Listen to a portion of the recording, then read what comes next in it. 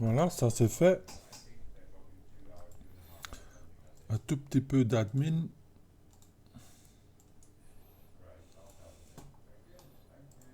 Ah bah oui, c'était hier, regarde.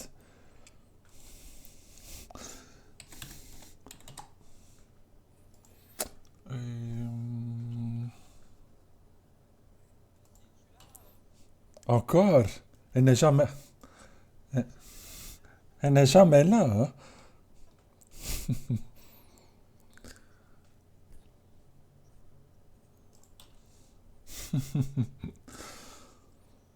Cyril, ouais.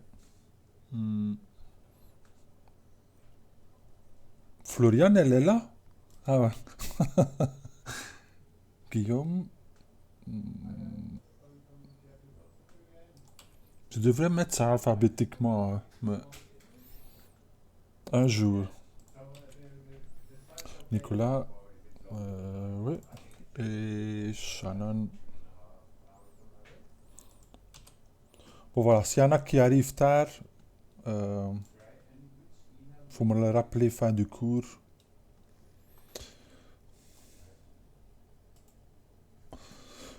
Oui?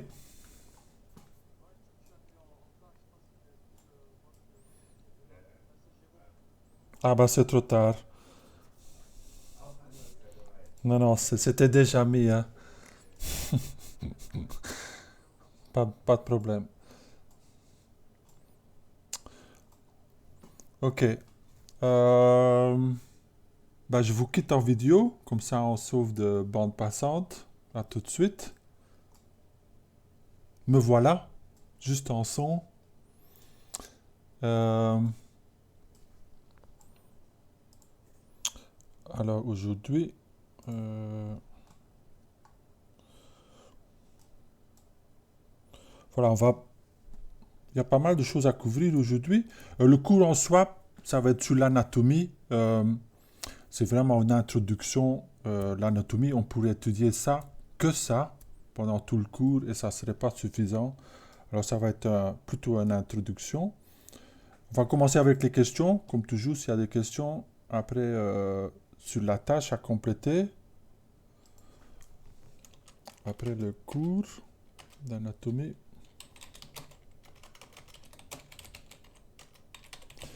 Et après, j'aimerais bien vous faire un petit démo sur les bases de la couleur. Je sais qu'on aura un cours complet là-dessus, euh, où on ira beaucoup plus en profondeur, mais juste les bases parce que vous en aurez besoin pour compléter l'exercice sur l'anatomie.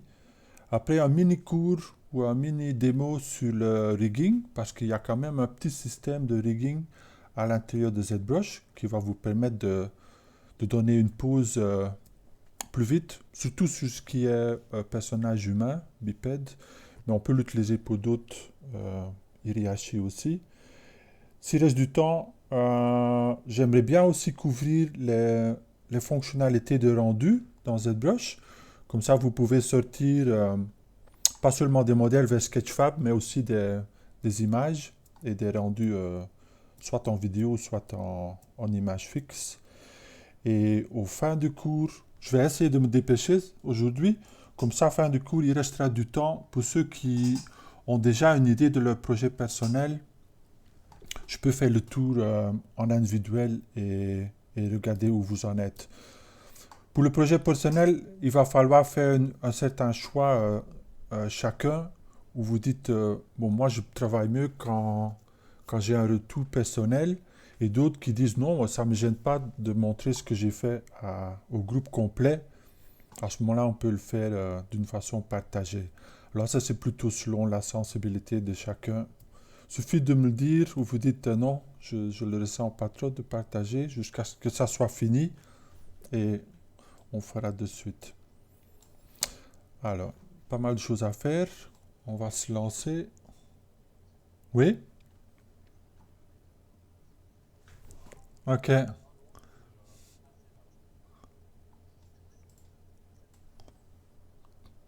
Qui est... c'est Maud. Tu t'es mis en première, mais t'es arrivé en dernière. Non, non, c'est pas grave. De rien. Alors, on va ouvrir ZBrush déjà.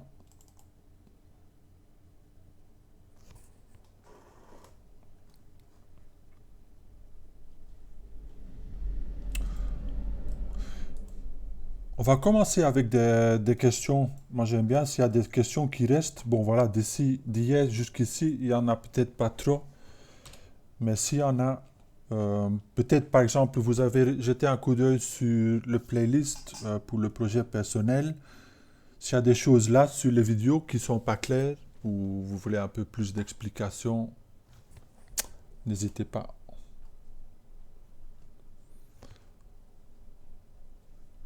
Ah ben voilà, tant mieux. Hier, oui,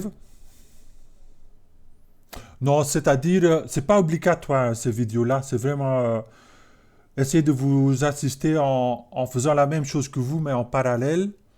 Alors, et normalement, je mets le sujet de chaque vidéo aussi.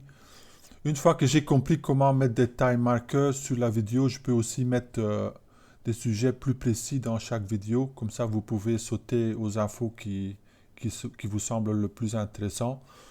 Mais c'est vraiment pas à titre supplémentaire.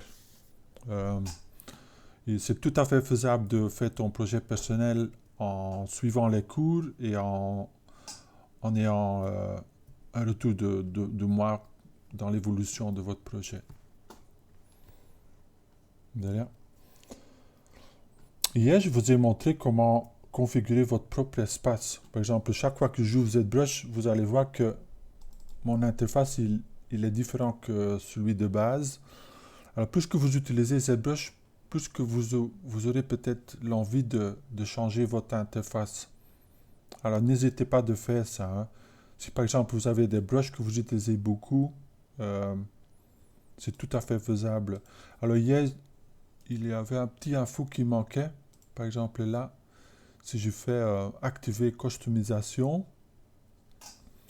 comme j'avais dit, on peut avec CTRL ALT et les menus. Par exemple, si je prends le menu alpha, je peux glisser n'importe quelle icône dans n'importe quel tiroir de l'interface. Pour les brushes aussi, sauf que pour les brushes, pour que ça s'affiche, il faut bien sûr activer un modèle. Et une fois qu'il y a un modèle 3D, à ce moment-là, les icônes des brushes deviennent disponibles. Et ici, vous pouvez faire deux tailles. Par exemple, si vous voulez un icône plus grand, ben vous prenez celui-ci. Sinon, les petites suffisent. Plus que vous avez l'habitude de ZBrush, plus que les petites icônes seront suffisants.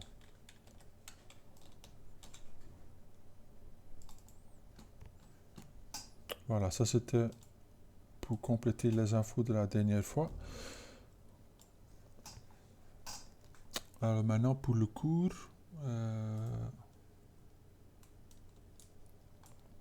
Attention, il y aura un peu de nudité dans ce cours-ci. Mais fait avec goût et discrétion. Hein.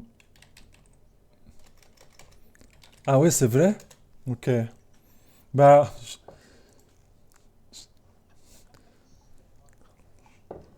les,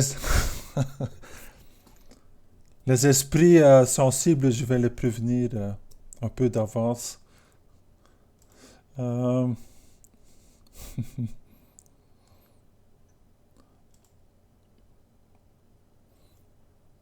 Voilà, comme toujours, le contenu des cours ils sont accessibles. Voilà, là on est au 7, anatomie. Et comme info, j'ai surtout mis des références. Hein. C'est-à-dire, par exemple, quand on parle anatomie et on parle juste anatomie humaine, c'est incroyable la variété de formes et de silhouettes différentes qu'on peut avoir d'une personne à l'autre. Et c'est important aussi de reconnaître les principes qu'on a déjà vus dans les autres cours précédentes qui vont jouer là-dedans aussi. Par exemple, la taille absolue, les proportions aussi, le volume, aussi le détail ou la définition des muscles, ça va être différent d'une personne à l'autre. Si on a un poids plus lourd ou plus léger, si on a un squelette plus léger ou plus lourd, ça va créer toute une variation de forme. Alors pourquoi l'anatomie? Parce que l'anatomie, quelque part, c'est la base. Alors il y a une petite vidéo qu'on peut regarder ensemble. Et j'ai déjà fait référence à cette site c'est une vidéo qui est mise en ligne par Proco. Et Proco, comme on a déjà vu, c'est un site qui est surtout géré vers le dessin. Mais il y a plein de principes de dessin qui vont revenir dans la 3D. Alors ils ont des vidéos sur la perspective, la composition, le caricature aussi, comme on a vu, et aussi pas mal de bons vidéos d'animation, de références sur l'anatomie.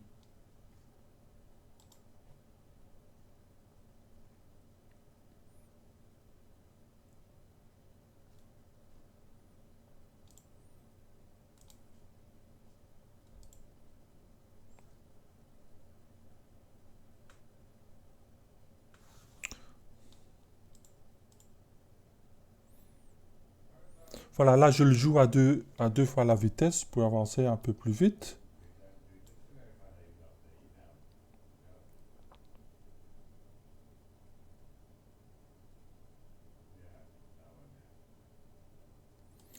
Voilà, ça c'est pourquoi on étudie l'anatomie. En premier lieu parce que c'est une référence, c'est-à-dire c'est en observant qu'on va en déduire des règles de base qui vont nous aider à reconstruire un modèle en 3D. Alors l'observation, ça ne s'apprend pas en, en une heure ou en un jour ou une semaine. C'est euh, une habitude qu'on développe et qu'on va développer tout au long de votre carrière en 3D.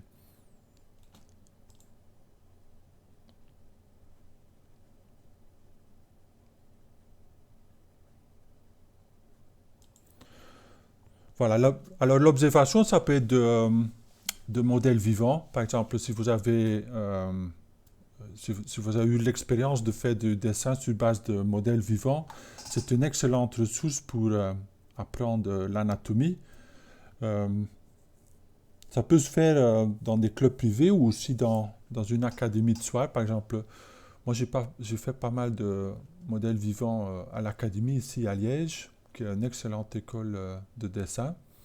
Et c'est là qu'on apprend vraiment à observer l'anatomie et le corps humain.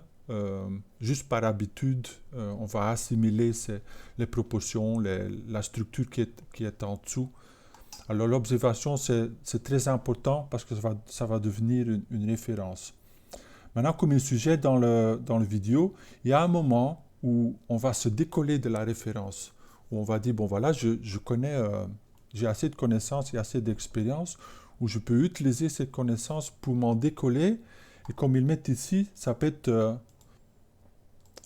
pour faire des changements. Alors, par exemple, si vous avez une pause, vous avez fait un personnage et vous avez mis en pause, bah, pour faire une belle pause, il faut savoir, il faut connaître la structure qui est en dessous. C'est-à-dire une pause, ça va impliquer la squelette et les muscles, et pour ne pas devoir chaque fois aller chercher des références, on peut se construire une sorte de modèle euh, euh, imaginaire qu'on peut, qu'on peut, faire, qu'on peut faire des changements au modèle 3D. Comme ça, on ne devient plus un esclave à la référence.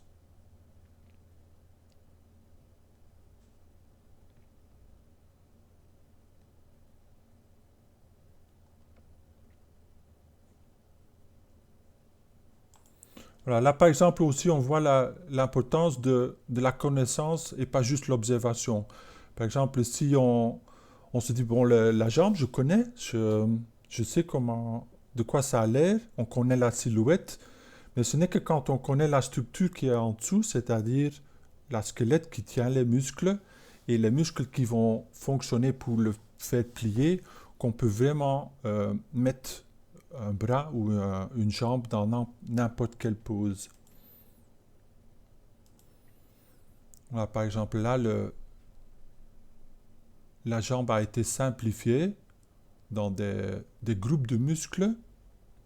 Et une fois qu'on a construit cette connaissance de la structure qui est en dessous de la peau, on peut par après changer euh, la pose de squelette, la pose du personnage.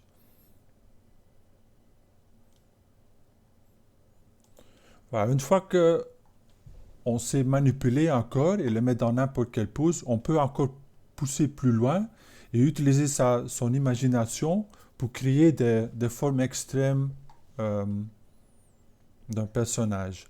Par exemple, ici, il y a deux exemples qui, quelque part, sont construits sur la même base de connaissances de la squelette et la musculature, mais utilisés d'une façon différente pour créer des personnages imaginaires.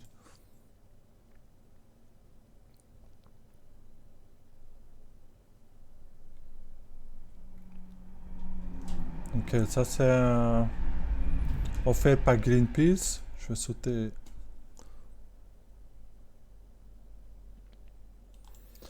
Ici, ça devient très puissant.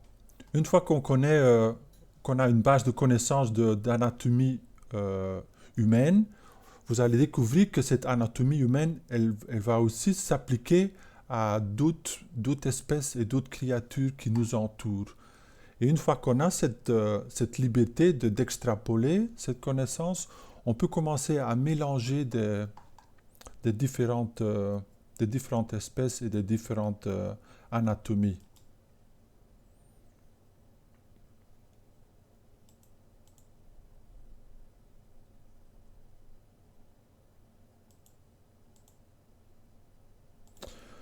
Et ici, on va toucher sur la notion de crédibilité, c'est-à-dire jusqu'où est-ce qu'on peut pousser l'anatomie vers l'imaginaire et à quel moment est-ce qu'en public on va décrocher.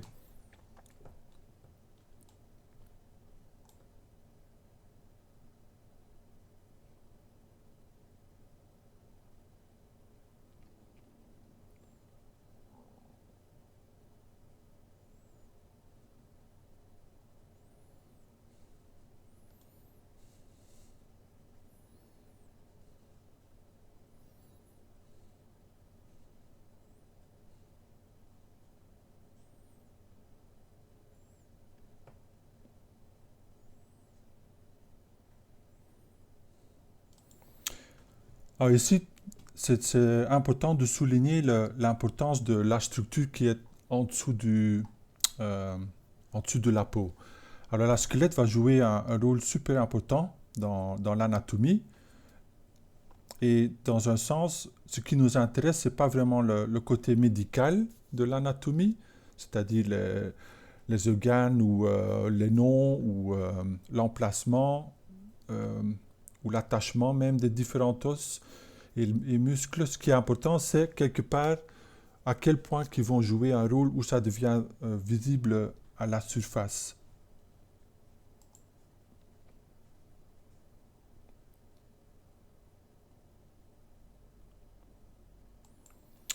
Voilà, ici on va avoir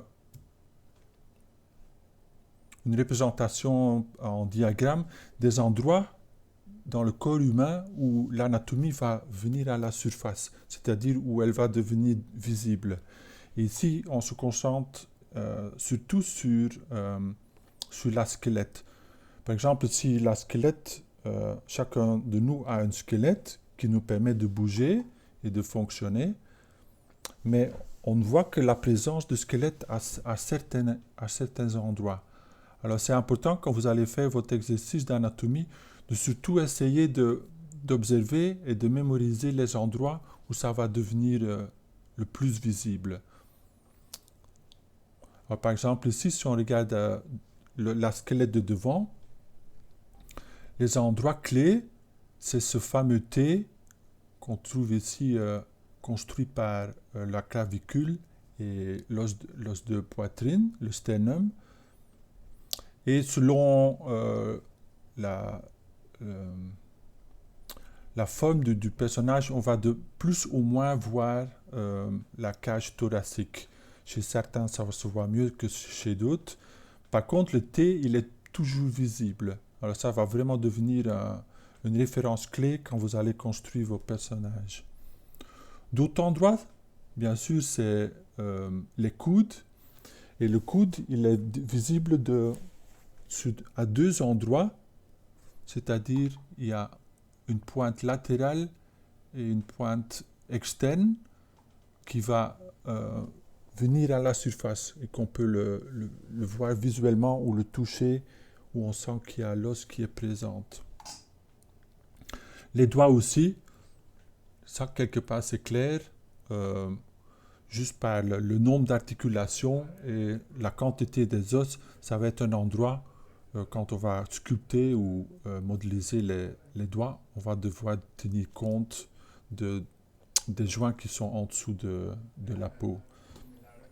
Le crâne, bien sûr, un élément principal aussi. Et se rappeler aussi du fait que le crâne est composé de deux parties, c'est-à-dire le capsule le crâne même et la mandibule ou le mandible qui s'articule en dessous. Alors, quand vous faites un personnage, première référence, le crâne, après le T, après les extrémités, et après on va descendre et construire les hanches. Et les hanches, ils ne sont que visibles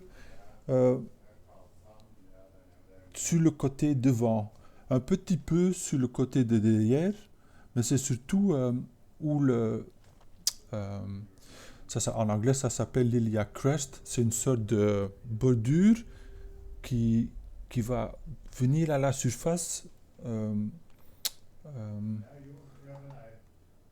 sur le côté frontal de la squelette.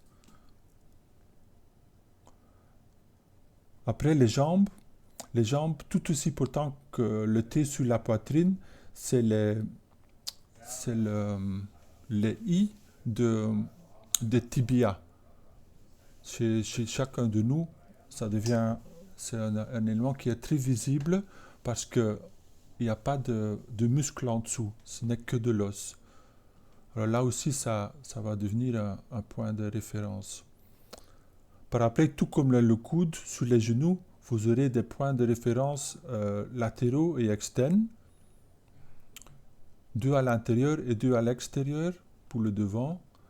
Et quand on voit le profil, ici on le voit pas encore, mais vous allez voir que là où il y a la patelle, vous aurez un troisième point qui crée une sorte de triangle sur l'os supérieur de la squelette. Alors de nouveau, ce n'est pas le but de faire une étude approfondie de la squelette ici. Il suffit de mémoriser quelque part, comme on a fait pour les proportions, quelques règles de base. C'est-à-dire la sphère pour le crâne, le T pour la poitrine, les deux I pour le tibia, et par après les hanches et les articulations comme les genoux et les coudes, ils sont d'une importance secondaire.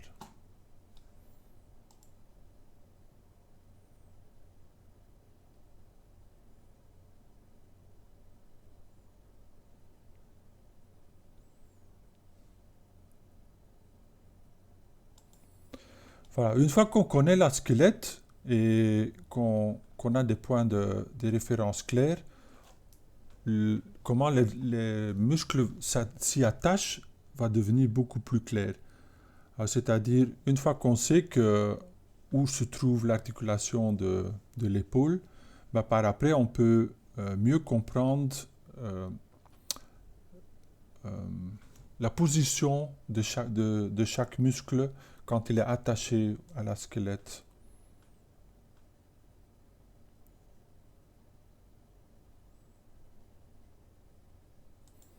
Et ici, on voit l'importance des muscles qui vont décider, pas la structure, mais plutôt le volume euh, et l'amplitude du corps et de chaque muscle. Voilà, là, on voit les T, les deux marques des hanches et les I des tibias.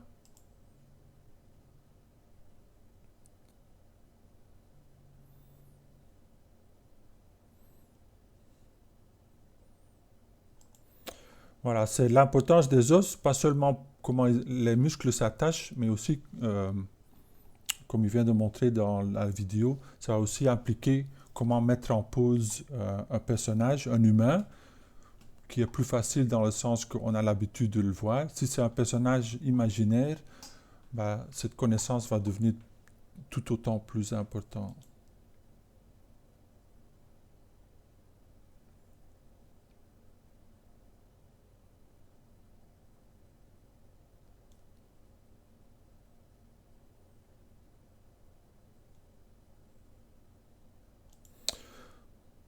Voilà, ça j'ai déjà dit, mais ça vaut la peine de le ressouligner. C'est le fait qu'il ne faut pas une connaissance médicale d'anatomie, mais plutôt euh, une sensibilité artistique pour l'anatomie.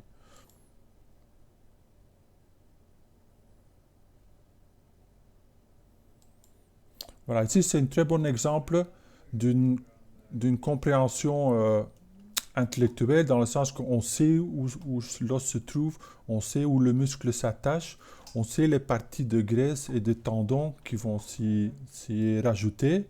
Par contre, si on va le dessiner, on va interpréter ça, ou le sculpter, on va interpréter ça différemment parce qu'on va le réduire à la silhouette. Et c'est quelque chose qu'on a vu tout au début comme premier principe.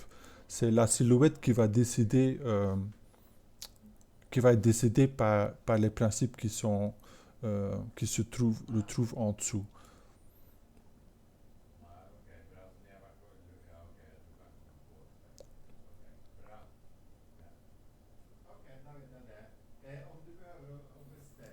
Voilà, par exemple, là, on peut regarder le dessin ou la silhouette, euh, le trait qui est une sorte de silhouette linéaire.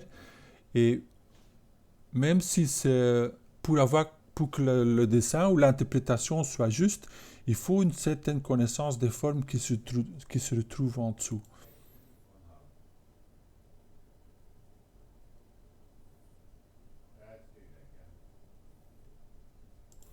Et vous allez voir ça, par exemple, imaginons qu'à la place de cette forme-ci, vous imaginez le bras un bras humain, vous allez voir que ça devient difficile parce que quelque part on connaît la structure du corps de devant dans une pose neutre, mais quand on va changer la pose et la perspective, il va falloir une certaine connaissance des éléments qui sont en dessous de la silhouette pour vraiment le rendre crédible.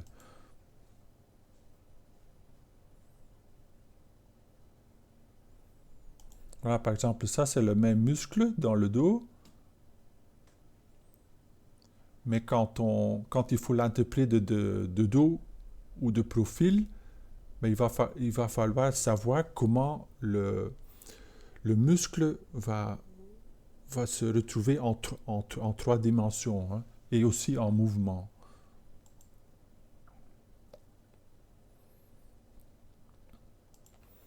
Et c'est là que ça va devenir important d'avoir une référence 3D. C'est pour ça qu'on va faire un exercice là-dessus qui va vous permettre d'observer d'une façon plus claire, mais aussi comprendre euh, d'une façon plus en profondeur, c'est-à-dire où est-ce que le muscle se retrouve, où est-ce qu'il va s'attacher, où est-ce qu'il va finir, et aussi l'orientation du muscle. Par exemple, là, pour la poitrine, on voit l'attachement sur le dessus du bras et sur le sternum.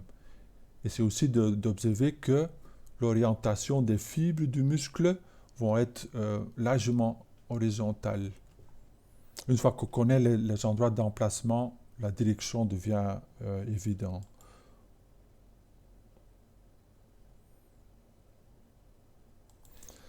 Alors, quelque chose qui peut beaucoup aider là-dedans, c'est il y a des applications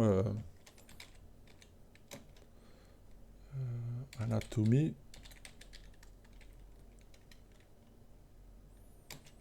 sur Android ou sur iOS. Je crois qu'il y en a quelques-uns qui sont gratuits aussi. Bon, il y en a qui s'approchent du médical presque. Mais il y en a pas mal qui, par exemple là, il y en a un qui est gratuit. Et ça peut aller de diagrammes jusqu'à un modèle vraiment en 3D qu'on peut tourner sur votre écran.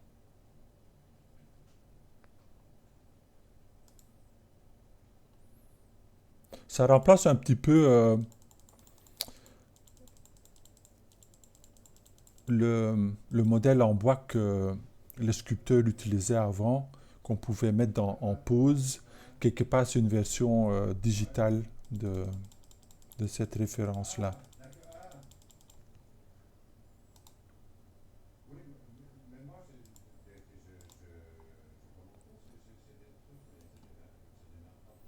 Voilà l'origine du muscle, les points d'insertion.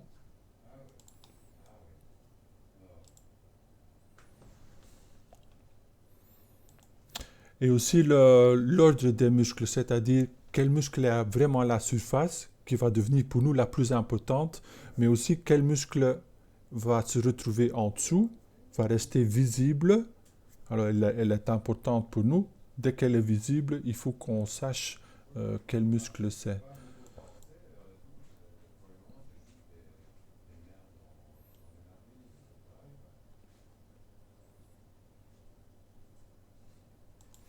Ok. Alors voilà les bases. Oups.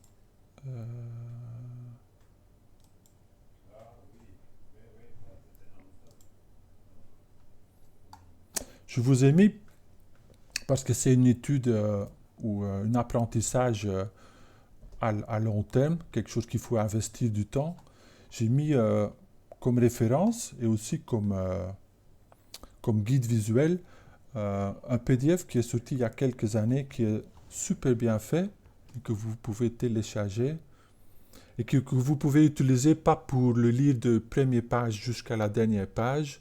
C'est vraiment conçu comme quand il y a un doute où vous dites ah ouais ok, comment est-ce que je sculpte les lèvres par exemple, ben, vous pouvez le consulter et il y a un index par exemple. Imaginons que j'ai du mal à sculpter les lèvres. Je vois que ici, page 111.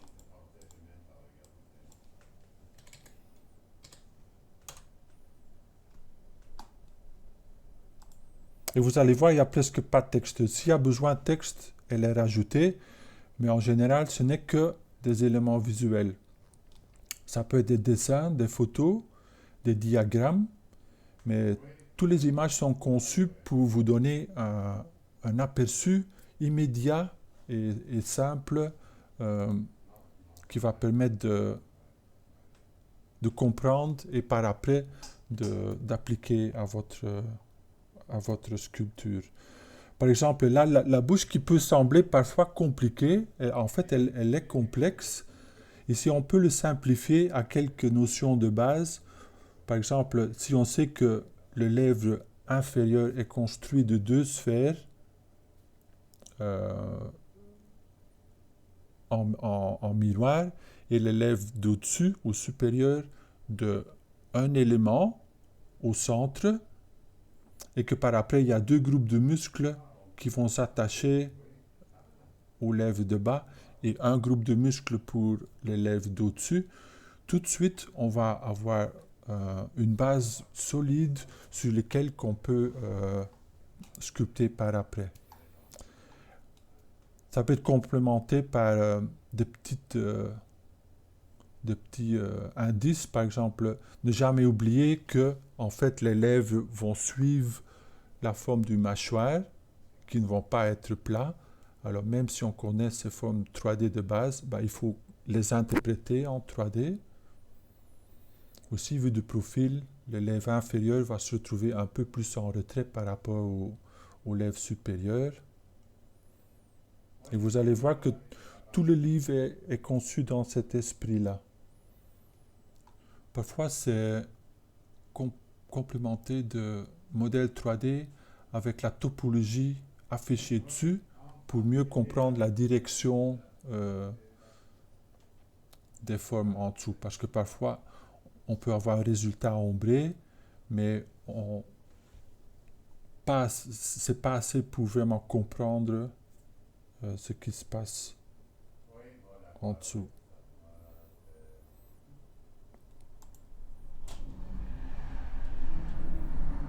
Et parfois, on veut aller en plus de détails, hein. Par exemple, si vous avez un personnage, vous êtes en train de faire des blend shapes, ben à ce moment, il va falloir savoir comment les lèvres vont bouger et déformer pour former les différentes lettres d'alphabet, les différentes expressions. Ben là aussi, ce livre permet une référence approfondie. Voilà, plus en format photo. Et c'est vraiment complet, hein. Et c'est agréable parce que parfois, juste jeter un coup d'œil pendant 30 secondes ou une minute peut répondre à vos questions.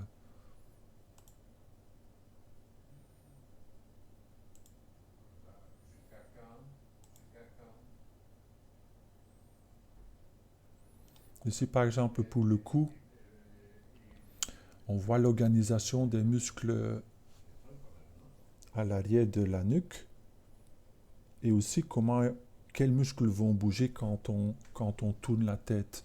Ils vont y rajouter cette notion de fonctionnalité. Et si on retourne à l'index, vous allez voir que ça a été subdivisé en la torse, la tête et le cou,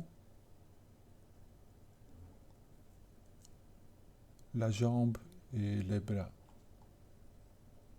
Donc chaque fois avec la page. Alors si vous avez des problèmes d'anatomie, ça va devenir quelque part votre Bible, façon de parler, ou votre guide téléphonique. Alors n'hésitez pas de l'utiliser. Ce n'est que utile dans le sens que vous l'avez appliqué à votre travail, hein.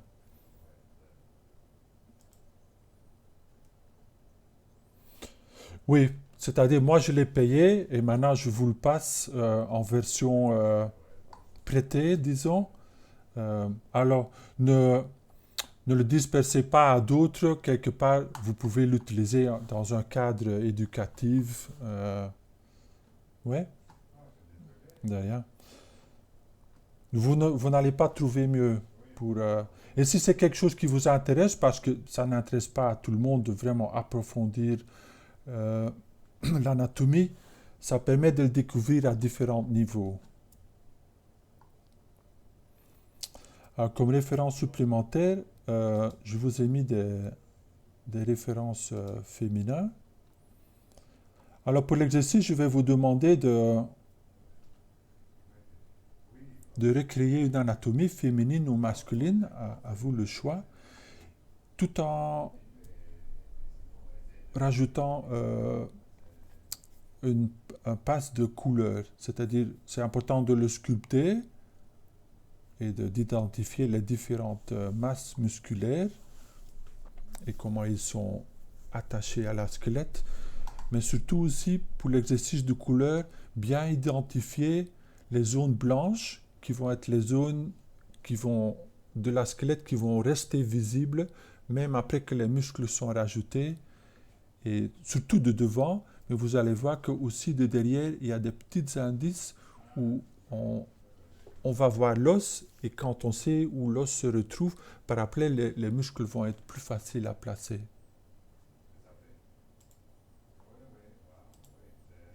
Par exemple, là, on a une référence 3D euh, de l'anatomie, mais juste avec l'information lumière, c'est bien comme pour observer, mais pour vraiment comprendre, il faut cette étude supplémentaire. Ça, c'est basé sur un scan. Ça aussi, parfois, c'est une bonne référence parce que on peut le tourner autour. Là aussi, il y a pas mal de scans qui sont disponibles gratuits.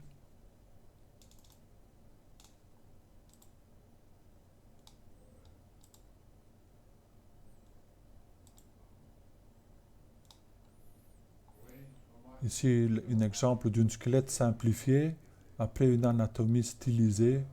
Alors ça aussi, c'est important que vous compreniez l'anatomie, mais certainement, vous allez être confiant et avoir une liberté pour simplifier. Parce que quand on simplifie les formes, ça devient agréable à, à regarder. Parce que on sent qu'il y a une connaissance en dessous, mais on va jouer avec ces éléments-là.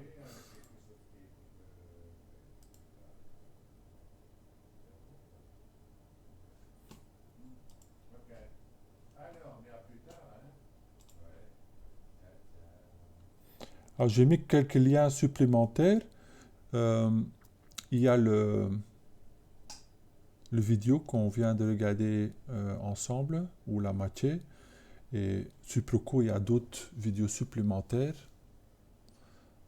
J'ai mis aussi quelques écochés sur Sketchfab. Et vous allez voir, il y en a quand même quelques-uns qui viennent de notre groupe, des élèves anciens qui ont mis en ligne leur travail. Mais là aussi, ça peut être une référence qui peut vous aider. Par exemple, si vous dites, ouais, moi, les livres, ça passe pas trop bien, à ce moment-là, même une référence sur Sketchfab peut vous aider à faire votre propre version.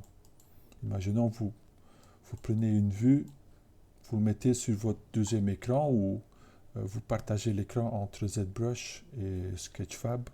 Ben, ça va vous permettre d'observer et d'appliquer d'un regard. Et après, j'ai mis aussi deux vidéos de Shane Olson qu'on a déjà mentionnées dans d'autres cours. Et il y a deux vidéos. Elles sont assez longues, mais si ça vous intéresse vraiment, il présente ça d'une façon assez ludique. Et c'est une anatomie stylisée. Et pendant quelques heures, c'est agréable à écouter ces anecdotes et de voir comment lui, il va interpréter l'anatomie d'une façon plus cartoon.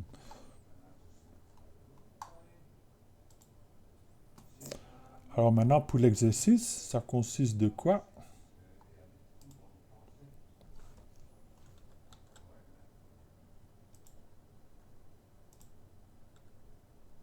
Je vais mettre un peu plus grand.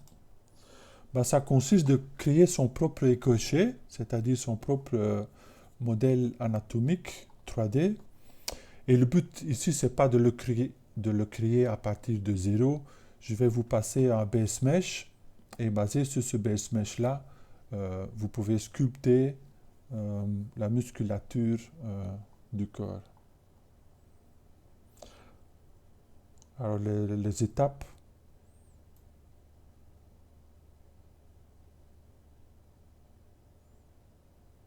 Voilà, base mesh, changer les proportions.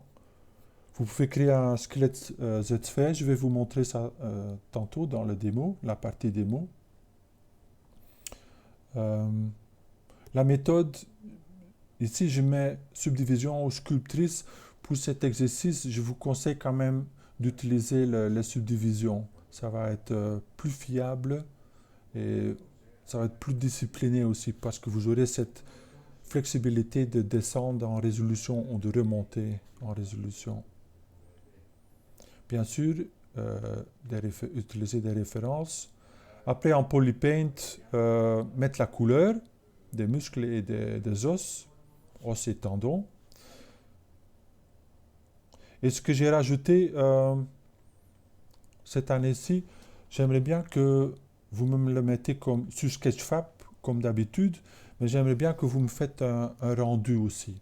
Alors là aussi, dans le démo, la partie ZBrush, je vais vous montrer comment faire ça.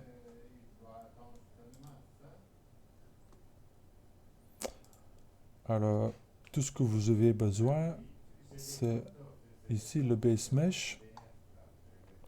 Le plus important, c'est celui-ci, Base Mesh masculin-féminin. Après, j'ai mis quelques fichiers en plus comme référence. Par exemple, j'ai aussi mis une squelette 3D. Si vous voulez une référence dans ZBrush de la squelette, vous pouvez rajouter ça. Mais on va surtout se baser sur ce Z-Tool là. Est-ce qu'il y a des questions jusqu'à maintenant?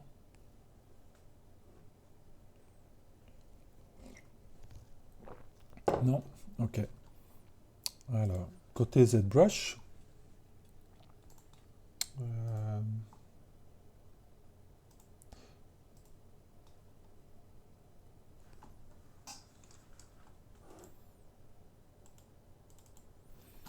je vais le mettre comme interface de base. Comme ça, c'est plus facile à suivre. Je charge l'outil.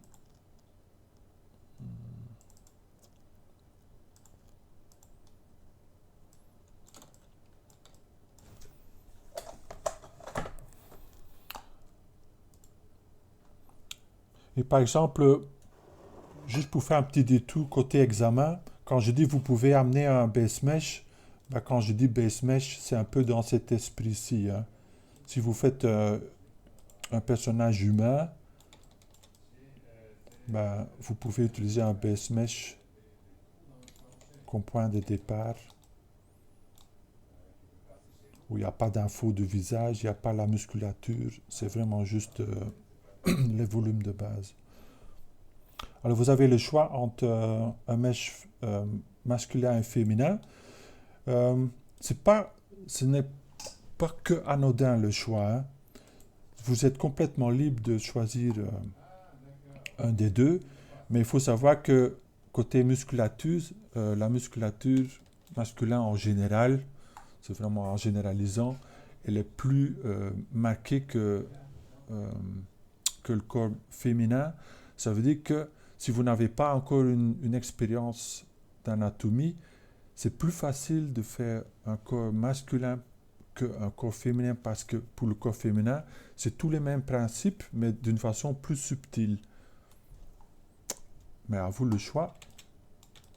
Ça peut être un défi aussi de dire non, non, je peux être subtil avec en sculptant l'anatomie. Ben voilà, je vous lance le défi. Alors, quel outil est-ce qu'on va utiliser? Ben, ça peut être un mélange de brush. Par exemple, moi, pour cette tâche-ci, et je viens de remettre mon écran tantôt, ça veut dire que il faut que je relance la tablette, ou les drivers au moins.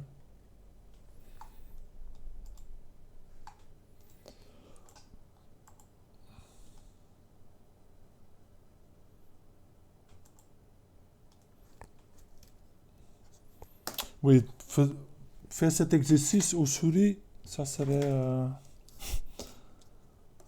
ça serait un défi. Et tu vois, ici, j'ai le même erreur que la dernière fois. J'ai l'impression qu'il y a cette brush qui lag.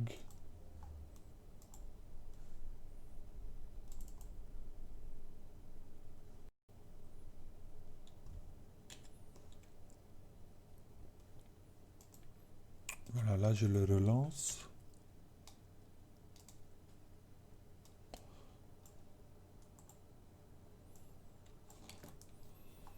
Ok.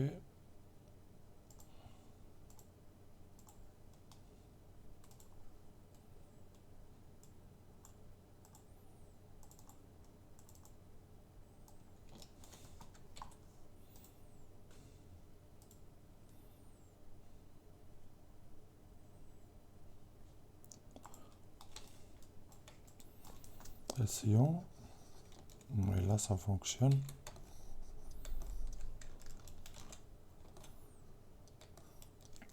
Alors, une chose que vous pouvez faire aussi, c'est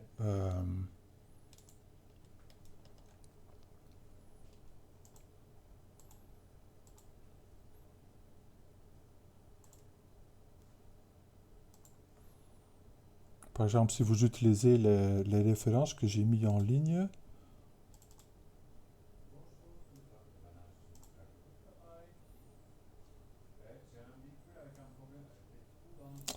vous pouvez les mettre.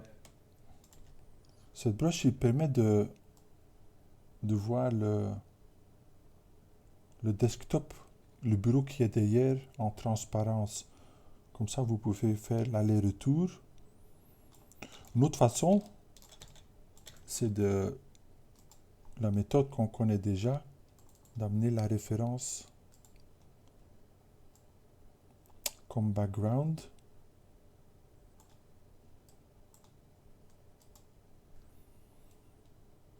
Et pour ça, pas oublier de mettre floor, vue de face.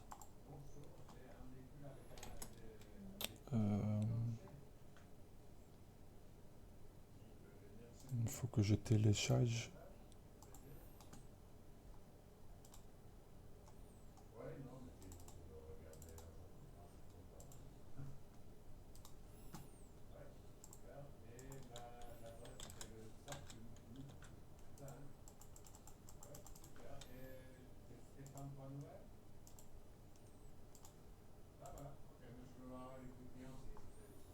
Et là, il faut juste changer le fill mode à 3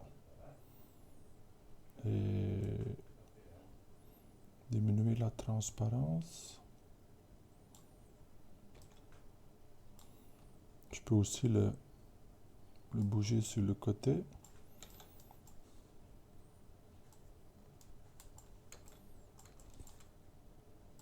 Alors ça peut être une autre façon aussi d'avoir la référence. Si vous avez la chance d'avoir un deuxième écran, meilleure méthode, c'est vous le mettez sur votre deuxième écran et à ce moment-là, ça devient facile. Je ne sais pas si pour ceux qui ont regardé la vidéo, pour le projet personnel, il y a un logiciel qui s'appelle Pure Reference. Ça vaut la peine aussi de jeter un coup d'œil. C'est un logiciel gratuit qui permet de mettre en place plusieurs images. Je peux peut-être vous montrer vite en passant. Parce qu'ici, ça va surtout être un exercice d'observer et d'appliquer. Hein.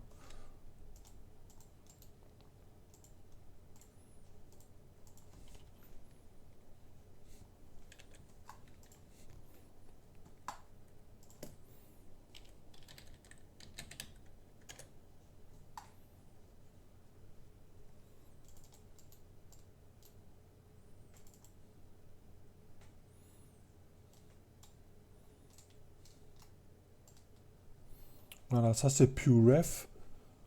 Ça se met toujours au-dessus. On peut le bouger avec la souris droite et on peut naviguer avec le souris, avec le bouton au milieu. Et les images, vous pouvez les bouger en individuel. Bon, là, il y a mon système qui lag un peu. Mais ça peut être une solution excellente aussi de mettre plusieurs références anatomiques.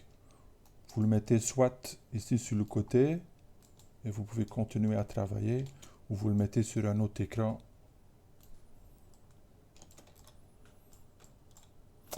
Alors maintenant pour les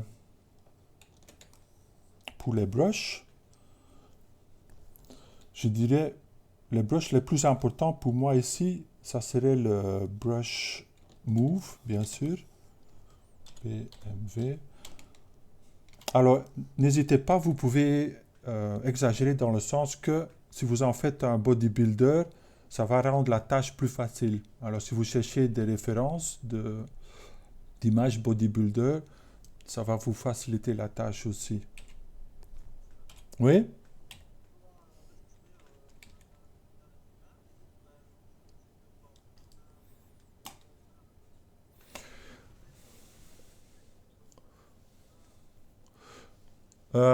C'est-à-dire ici, l'exercice est une écochée, c'est-à-dire il faut qu'on voit les muscles.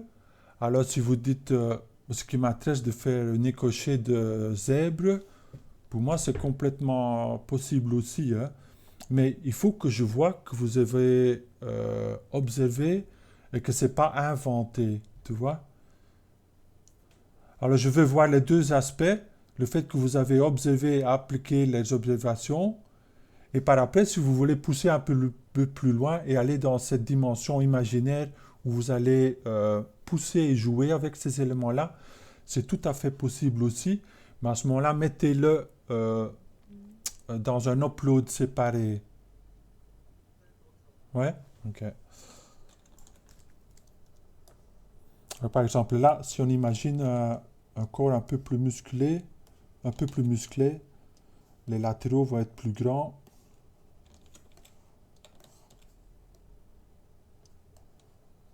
Les biceps aussi, la poitrine aussi.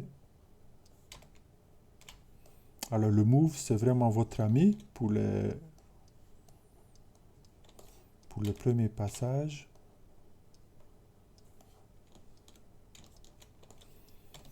Après, quelque chose que j'utilise souvent aussi, c'est le brush inflate. Et quand on utilise l'inflate de base, tant qu'on pousse sur le modèle, ça va continuer à gonfler. Alors, dans certains cas, c'est utile. Ici, c'est pas super utile. Alors, j'aime bien la fonctionnalité de l'inflate, mais je veux un peu plus de maîtrise. Alors, ce que je propose comme solution, c'est que vous changez la méthode de dots vers drag rectangle. Et maintenant, quand on va faire un click drag avec le stylet, avec le souris, vous allez voir que ça va distribuer le inflate sur une zone de plus ou moins large, selon la distance qu'on fait un drag. Je ne sais pas si vous arrivez à voir ça. Plus que je tire, plus que ça va s'étirer sur tout le corps. Alors maintenant, c'est un jeu de jouer sur l'intensité et la taille ou la zone de drag. Par exemple, si je remonte ça à 25, c'est déjà plus présent. Et à ce moment-là, je peux le faire d'une façon plus localisée pour la poitrine. Et vous pouvez le mettre plus bas que vous croyez au début, parce que vous pouvez répéter vous pouvez le faire en plusieurs fois. Par exemple, si je fais le biceps, là je fais une fois, une deuxième fois, et c'est une façon de vraiment rajouter du volume d'une façon organique. Ça se mélange bien avec ce qui est déjà en place. Par exemple, pour les muscles, pour les six-pack, disons, c'est très pratique aussi. Et commencez doucement pour avoir certains indices visuels où vous dites « Ah oui, je commence à m'y retrouver ». Regardez votre référence aussi.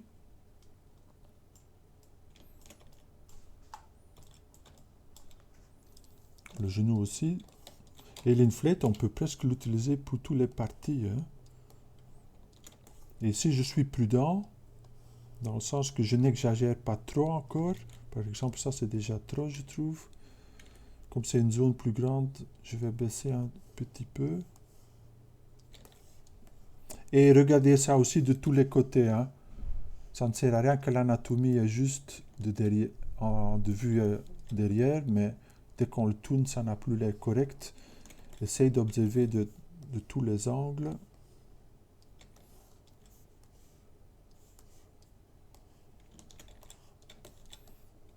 Voilà, ça c'est l'inflate. Alors maintenant, le troisième brush que j'utilise tout le temps pour un exercice pareil, presque pour tous les exercices, c'est le dame standard. Et celui-là, il va me permettre quelque part de dessiner en 3D. Et là, je mets quelques éléments en plus qui vont me permettre de m'y retrouver. Je vais cacher la référence. Ici, les endroits que je disais, les bas du hanche qui vont venir à la surface. Alors, il faut essayer de trouver en 3D exactement où ils se retrouvent. Ici, c'est un creux. Là, c'est le genou. Là, il y a un creux. Ici, il y a un muscle important qui va traverser en diagonale. Et vous allez retrouver que à un moment ou l'autre, vous aurez tendance ou envie de rajouter plus de polygones. Alors faites attention avec ça, ne le faites pas, j'ai déjà dit plusieurs fois, ne faites pas ça trop tôt. Essayez de faire le maximum possible à cette définition-ci, ou à cette résolution-ci, et que par après, rajouter de la résolution. Par exemple, là, pour la poitrine,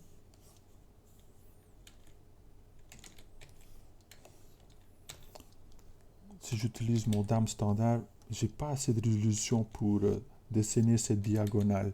Alors là, c'est nécessaire de rajouter de la résolution.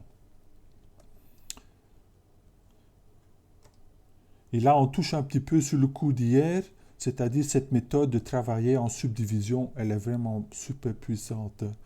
Et pour cet exercice-ci, ça va bien vous servir. Voilà, là, je rajoute. Il faut faire attention, quand on subdivise, ça va aussi lisser la silhouette, surtout sur les subdivisions premières. Alors, une façon pour éviter ça, c'est le Morph Target. Et le Morph Target, ça permet de sauver un état. C'est-à-dire, j'aime bien ce que j'ai fait ici, sur le deuxième niveau. Je vais mettre ça, c'est une sorte de petit mémoire.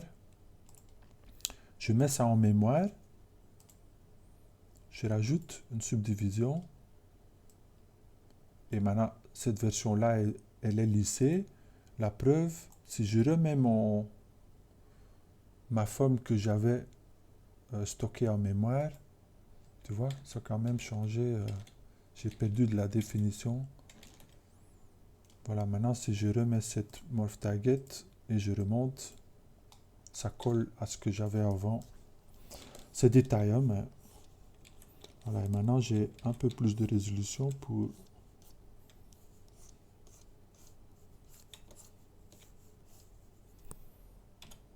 et les autres brushes restent tout aussi importantes. Hein.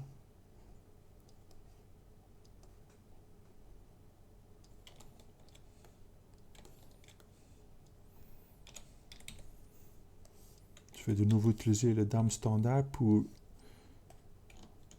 dessiner d'une façon de parler là où je crois que sont le fameux T là. Voilà, c'est l'emplacement des tibias. La cage thoracique qui va être quelque part ici. Et là aussi, ça montre l'importance de pas seulement savoir ce qui se passe en dessous, mais aussi en 3 dimensions. C'est-à-dire, il faut savoir comment la forme se traduit de devant, mais aussi de derrière. Alors là, par exemple, le brush Escape Fill est parfait. Ça me permet de garder ce que j'ai changé et de remplir.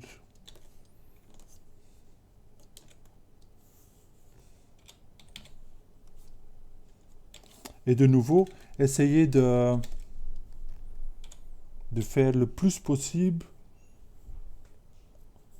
sur ce niveau-ci avant de rajouter des subdivisions.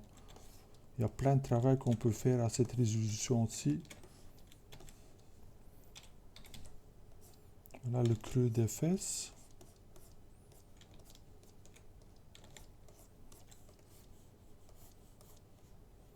Les hanches. Je vais regarder que j'ai ça juste parce que ça fait le tour là.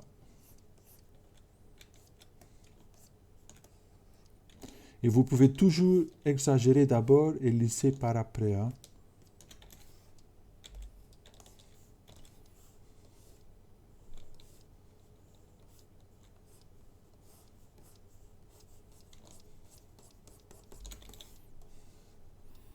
Et quelque part, ça, c'est le seul outil qu'il vous faut. Hein.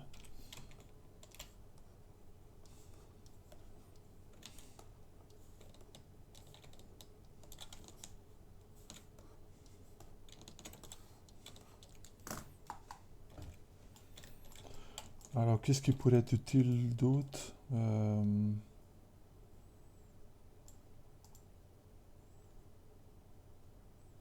Je crois qu'on a fait le tour avec 4-5 brushes. Le clay, ça peut être utile aussi. Mais ça, c'est vraiment utile quand vous arrivez au niveau les plus hauts. Hein. Par exemple. Oui?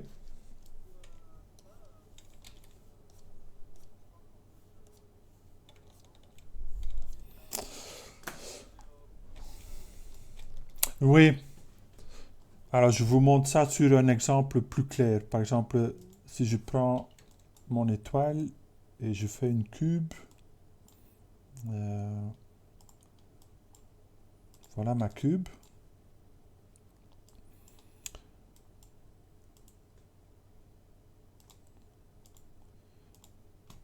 Je dois le changer en Make Polymesh. Voilà, si je rajoute une subdivision, vous allez voir que si je retourne à mon premier niveau, ce n'est plus la cube exactement comme je l'avais. Le fait de le subdiviser a changé la forme d'origine, tu vois. Ici, c'était une cube parfaite. Dès que je subdivise, ça arrondit, et quelque part, c'est ce que je veux, mais quand je retourne vers le niveau le plus bas, ça, je ne veux pas, tu vois. Alors, une façon de contourner ça, c'est de dire, ok, cette forme-là, je veux la garder, je vais la mettre en mémoire, et maintenant, si je subdivise, j'ai cet arrondi, et quand je retourne, ici, je peux remettre ce que j'avais, juste en changeant, tu vois. Et à ce moment-là, j'ai de nouveau ma forme de base.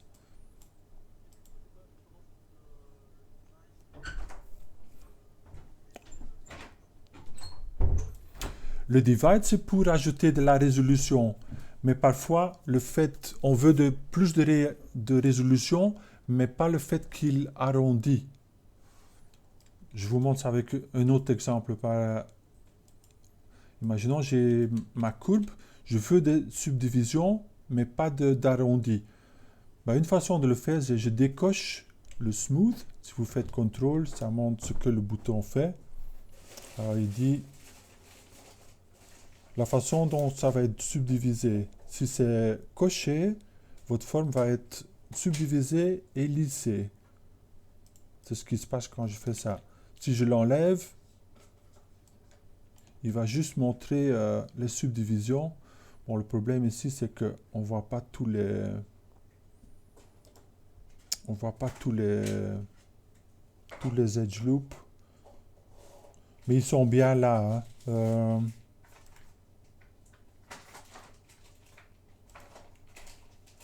Je ne m'appelle plus le setting pour les visualiser tous. Mais par exemple, si je fais delete lower, vous voyez, ils sont là. Hein. C'est juste qu'ils ne sont pas affichés pour ne pas rendre le... Divide, ça va toujours multiplier votre résolution x 4. Par exemple, là, pour démarrer, j'ai 96 polygones. Ça me semble beaucoup, ça.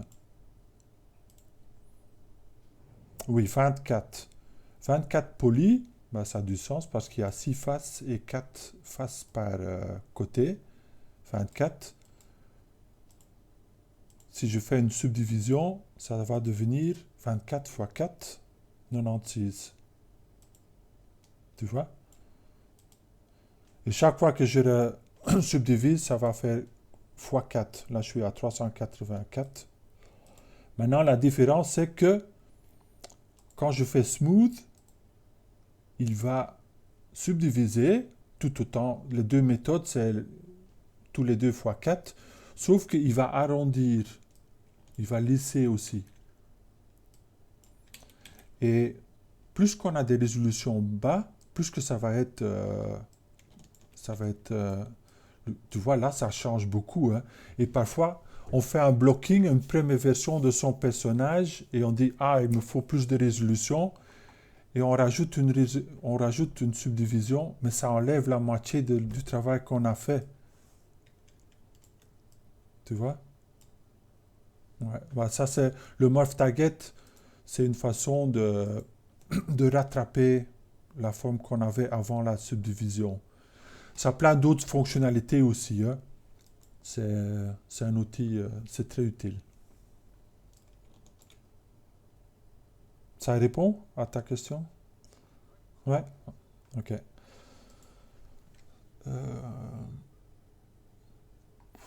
Il y avait pas mal d'autres choses que je voulais vous montrer. Alors ça c'est pour les brushes à utiliser. Maintenant je voulais vous montrer quelques bases de couleurs qui vont vous permettre de mettre en couleur votre exercice d'anatomie. Alors je propose vous utiliser peut-être un skin shade pour démarrer. Comme on l'a vu hier, pour pas que ça change dès que je change une couleur, il faut que je l'applique. Alors tout ce qui est couleur c'est RGB. Je remplis le fil object et maintenant si je change de couleur ça reste blanc. Faites attention parce que quand on fait un color fill, il va tenir compte de la valeur de l'RGB. Par exemple, si je mets ça à 10 et je prends du rouge vif et je fais un fil, vous voyez, ça devient un rose pâle. Ça veut dire que chaque fois que je pousse le bouton, il va rajouter de 10% jusqu'à ce qu'on arrive à la couleur finale. Alors faites attention, si vous voulez une couleur de base, mettez ça à 0, à 100, et là ça devient blanc. Alors maintenant pour la couleur, juste quelques bases. Ce que j'utilise souvent, c'est pour couleur, c'est 90% des fois, c'est le brush standard qu'on va utiliser. Et la seule chose qu'il faut changer, c'est pas faire du Z, mais mettre l'RGB. Par exemple, si j'utilise du rouge. Et là, ça vaut la peine de jouer sur l'intensité et aussi sur la pression de votre brush. Comme ça, vous pouvez commencer en douceur. Et plus que vous appuyez, plus que ça devient des couleurs intenses. Et même chose pour l'intensité, plus que c'est bas, plus que le maximum va être désaturé, plus qu'on le met haut, plus que le maximum va être saturé. Alors ça déjà, ça marche super bien. Mais ce que j'aime bien utiliser en plus de ça, c'est de changer de nouveau la méthode vers drag rectangle. Et ici, je peux prendre ou choisir un point sur la géométrie et faire un dégradé. Plus que je étire, plus que ça devient grand. Et je peux vraiment faire d'une façon subtile des mélanges de couleurs. Bon, ici, je suis assez haute quand même. Je vais descendre jusqu'à 30. Et là, en plusieurs fois, tu peux vraiment voir des dégradés. Les dégradés, c'est la moitié du travail.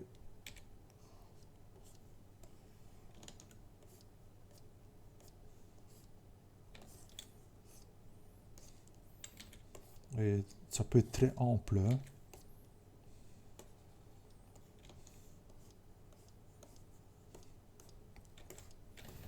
Alors, autre chose que vous pouvez utiliser, c'est une autre méthode qui s'appelle Spray.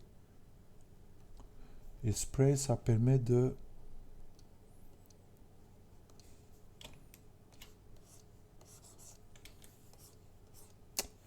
Là, la taille est assez grande. C'est comme un airbrush, c'est-à-dire il va projeter des petits bouts de pigments, façon de parler. Et plus que je diminue la taille, plus que les éléments de base vont être petits.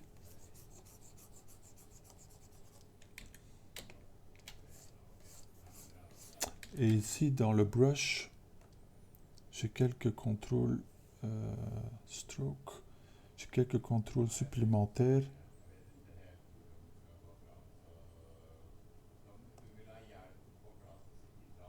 L'échelle, le flow, on peut changer aussi.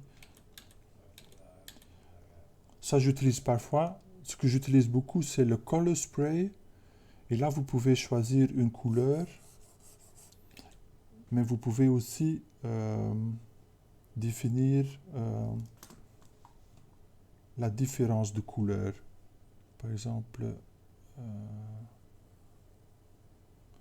voilà. Comme toujours, si vous voulez plus d'explications, vous faites CTRL et ça va vous expliquer exactement ce que le bouton ou le slide fait. Alors, par exemple, là, ça va rajouter un facteur random, c'est-à-dire aléatoire, où il va varier la couleur selon la couleur choisie. Ça veut dire, par exemple, si je choisis le vert, ben là, vous allez voir que plus que j'augmente, plus qu'il va rajouter une variation de couleur. Par exemple, là, on voit qu'il va aller chercher des bleus aussi. Attends, je vais augmenter l'intensité. Comme ça devient plus clair. Et vous allez voir que on peut rajouter plus ou moins de variations couleur. Et si on fait ça d'une façon subtile, on peut vraiment avoir cet effet de translucence de la peau. C'est quelque chose qui est parfois difficile à capter. Ben la couleur, le spray, color spray peut aider à arriver à ce résultat-là.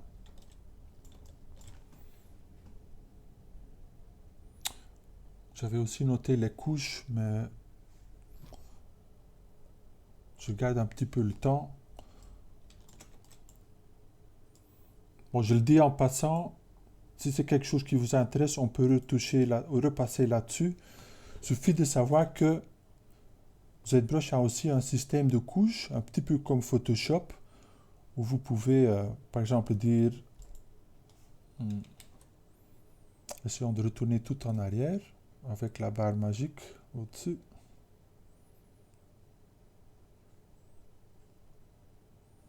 Jusqu'à cette étape-là. Voilà, par exemple, je mets une couche, et là, je vais mettre ma couleur de base.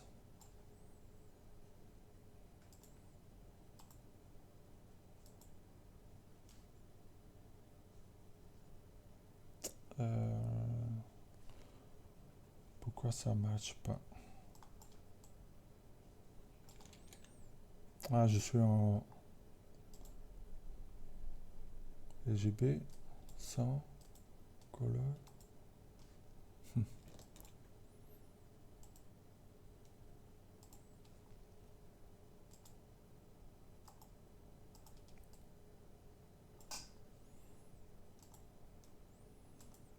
Je vais remettre... Quand vous avez des problèmes comme celle-ci, pour dépister, c'est une bonne idée de remettre le brush de default. Voir si c'est ça le problème. Non. J'enlève les couches. Est-ce que ça marche sans couche? Ouais.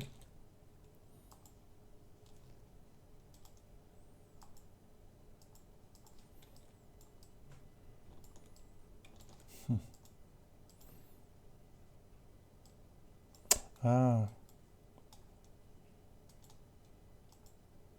Non, ça reste le même. Il faut faire attention aussi, hein. Par exemple, là, on voit que la forme change. C'est parce que j'ai mis mon Z. Bon, voilà, le fil, pour une raison ou l'autre, il y a un petit bug. Mais imaginons, première couche. couleur de base et je peux régler la transparence de cette couche-là. Après, je peux mettre une nouvelle couche et faire des dégradés.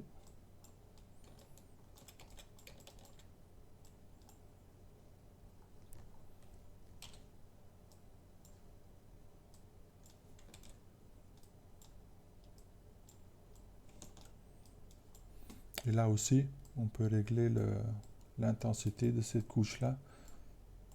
Si vous voulez travailler sur une couche, il faut vérifier qu'elle est en état d'enregistrement. C'est-à-dire il faut cocher le record. Et si le record est activé, ça veut dire qu'on peut travailler sur cette couche-là.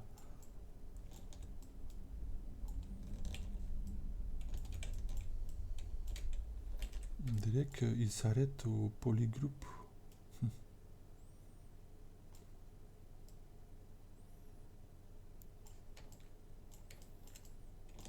Voilà, alors si vous dites, si vous êtes un peu plus douteux et vous dites je ne me sens pas trop sécurisé en travaillant la couleur, ben, les couches ça peut aider à faire étape par étape.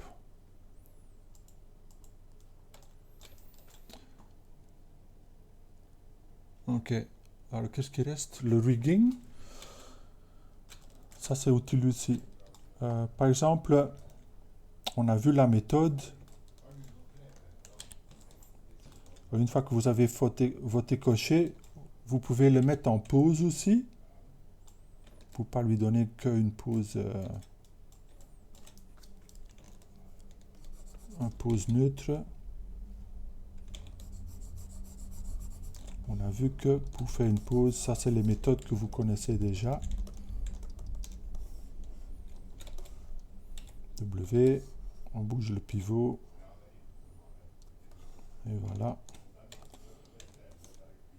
Alors il y a des petites corrections à faire.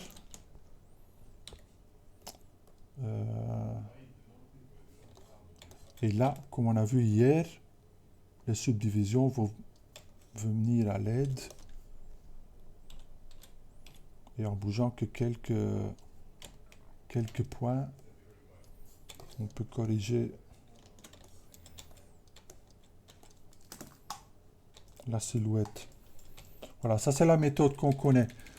Maintenant, il y a une méthode qui est un peu plus compliquée à mettre en place, mais qui va plus vite une fois que c'est mis en place. Alors, ça fonctionne comment? On va aller dans notre menu Z plugin. On va le mettre ici à gauche. Et ça se trouve sous Transpose Master.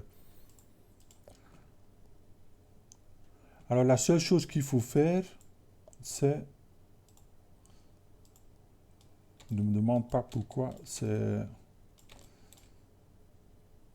ZBrush qui est capricieux. Il faut rajouter un deuxième subtool. Alors, moi j'aime bien rajouter, de toute façon, sur tous mes modèles, une étoile.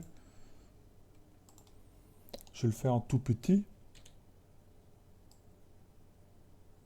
Et ça me permet de sauver, quand je le sauve, par exemple, et je l'appelle Rig, ben, le nom, il finit sur cette étoile-là, et pas sur le modèle même.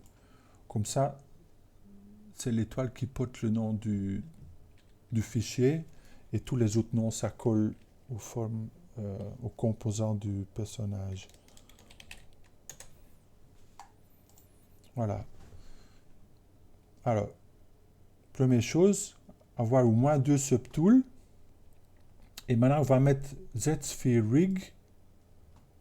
Visuellement, il n'y a rien qui s'est passé. C'est seulement quand on pousse le bouton Typose Mesh qu'il va rajouter plusieurs éléments. Alors, vous allez voir que maintenant, j'ai encore ma géométrie derrière et j'ai aussi une sphère superposée dessus. Alors, qu'est-ce qu'on va faire? Ben, on va créer une sorte de mini-rig. Je me mets en symétrie. Comme ça, je suis sûr de bouger qu'en vertical, qui reste au milieu. Je fais Q, tout ça, vous connaissez déjà. Alors, je vais faire ça en vitesse, sans vous expliquer les détails. Q.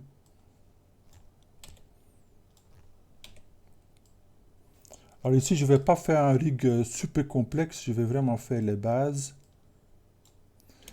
Mon brush est trop grand.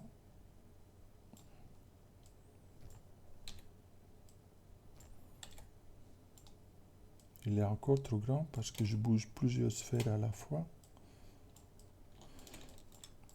Bah, comme dans Maya, il faut vérifier que le joint est bien à l'intérieur de la forme. J'ajoute quelques subdivisions. Bon, je vais mettre 2 sphères pour les hanches. Après, je redescends pour les genoux.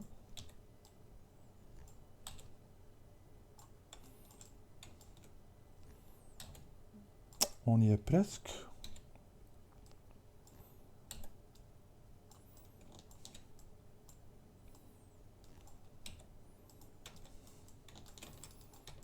Je vais rajouter les mains mais pas les doigts, sinon ça va nous prendre trop longtemps.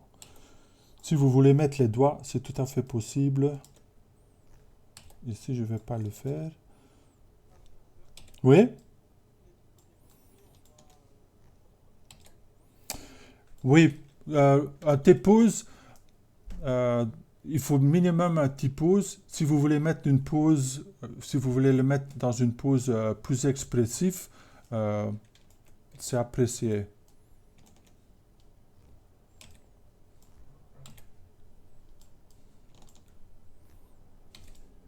C'est des points bonus.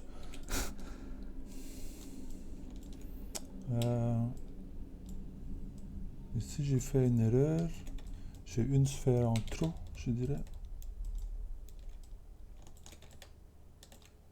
Et j'ai une sphère à l'intérieur. Tu vois, quand on travaille et on parle au même temps, c'est la catastrophe. Hein? Bon, c'est facile à corriger. Je vais quand même diminuer un petit peu la taille de cette sphère-là pour que je ne me trompe pas de nouveau. Voilà, déjà, ça c'est vraiment le strict minimum, mais pour vous montrer, ça suffit déjà. Peut-être juste bouger la colonne plus vers l'intérieur.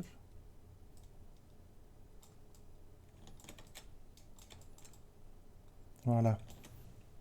Alors maintenant, tout ce qui manque, c'est vous descendez dans le menu, et ici, avec le Z-Sphere, il y a un menu qui s'est rajouté qui s'appelle Rigging. Il faut juste faire Bind Mesh. Et maintenant, ma géométrie est attachée. Et vous pouvez mettre en pause. C'est pas parfait, hein? C'est-à-dire, parfois c'est de l'à peu près, mais ça peut quand même sauver de pas mal de temps. Par exemple, ici, j'ai des formes qui se déforment pas bien. Et parfois, c'est une bonne idée de rajouter des Z-sphères supplémentaires. Par exemple, ici, pour le ventre, je vais rajouter 2 sphères supplémentaires pour aider le skinning. Je fais remesh ou rebind. Et maintenant, quand je tourne, ça aide à garder le volume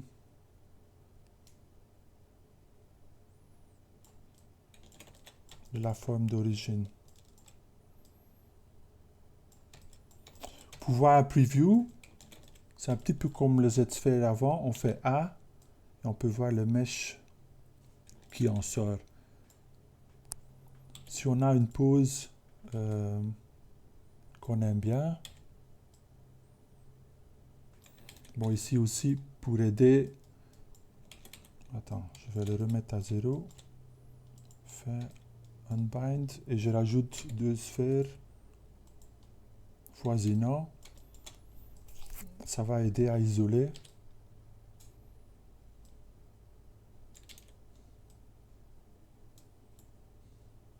Vous pouvez aussi les bouger, hein, les sphères.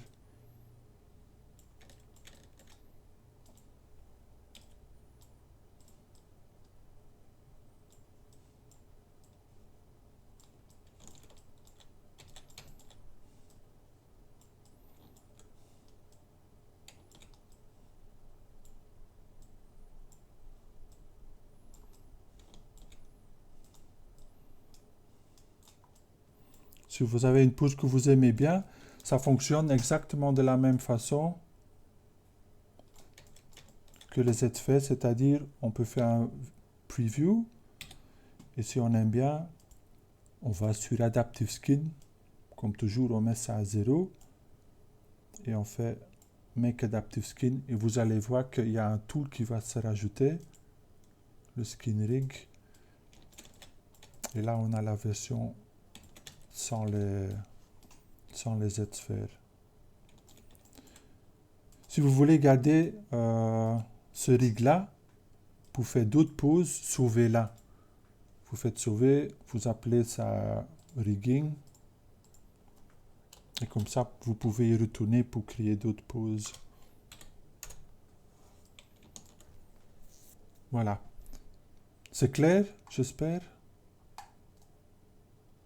J'ai une version d'une squelette vraiment compliquée. Pour ceux qui disent « Oh, j'adore ça, je veux en savoir plus », j'ai mis dans les assets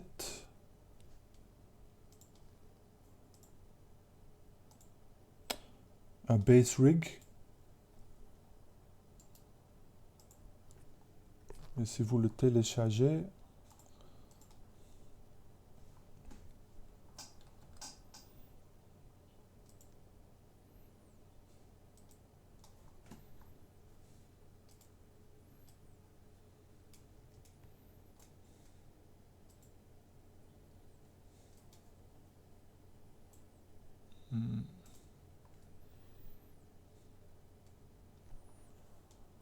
bon, je vais double-cliquer. Voilà, ça c'est un rig super complexe. Mais il y a assez d'indices pour savoir comment c'est fait. Alors, il suffit de nouveau de faire un bind mesh. Et vous allez voir qu'il y a plein de sphères supplémentaires qui permettent de faire une déformation plus complexe. Tu vois, là, le genou, il plie bien. L'épaule, il plie bien. La coude aussi. Ah.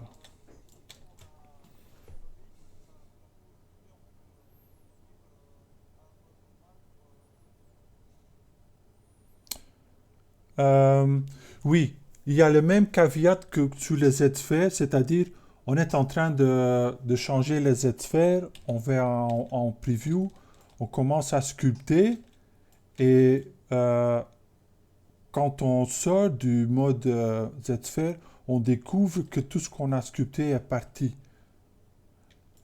Alors il y a vraiment ce danger-là. Ça veut dire que il faut le faire d'une façon disciplinée, dans le sens que une fois qu'on a une pose qu'on aime bien et on veut sculpter dessus, ben faites l'étape où vous poussez le bouton Adaptive Skin et là vous pouvez sculpter sur cette version-là.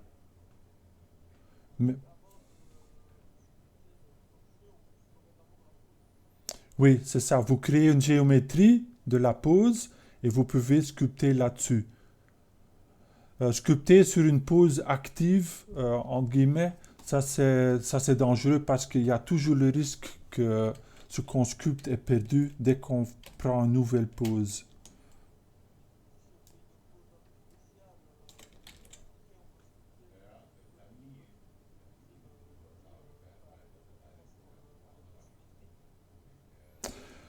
Ça c'est une bonne question et ça c'est un sujet en soi, la symétrie, oui ou pas, hein. C'est un peu comme être et ne pas être. C'est, il y a des compromis, dans le sens que si votre topologie est complètement symétrique, oui, là vous pouvez combiner.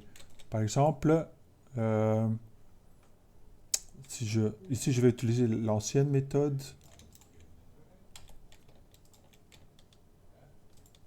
Et je change la pose pour pas que ça soit symétrique.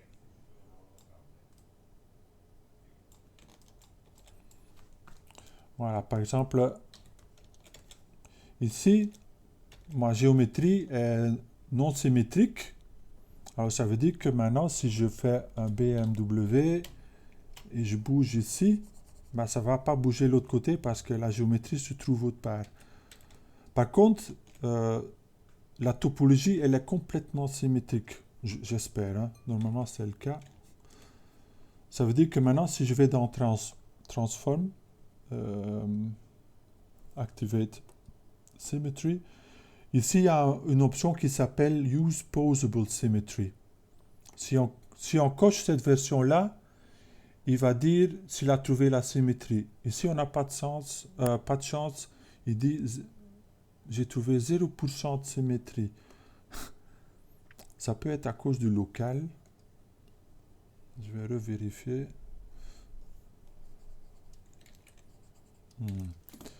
Ça ne marche pas. Je vais voir si je trouve un autre modèle qui a exactement la même symétrie, gauche et droite. Peut-être celle-ci. Solo. Voilà, c'est la symétrie normale. Si on essaie la même chose, voilà, là il a trouvé symétrie complète. Alors maintenant, si j'enlève la symétrie, je vais bouger le bras pour faire une pose non symétrique.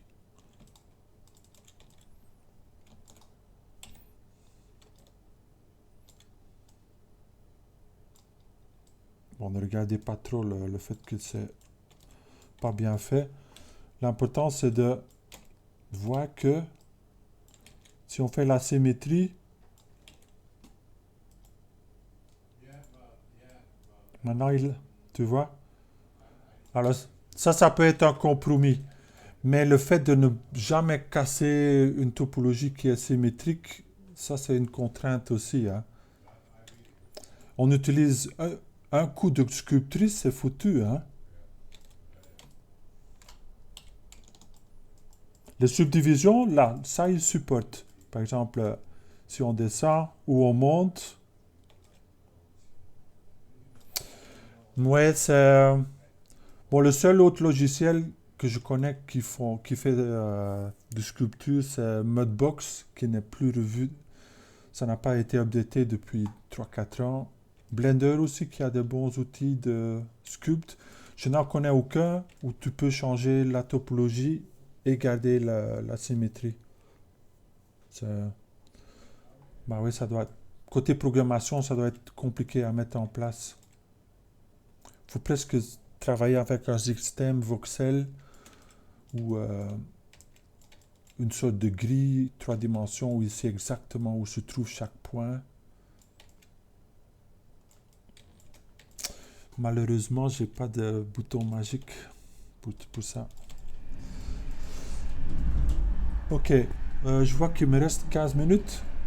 Bon, désolé, c'est surtout moi qui parle pendant ce cours-ci. Dès que vous avez commencé votre boulot, ça va être plus aller-retour, hein. Alors, dernière chose que je voulais vous montrer, c'est le rendu.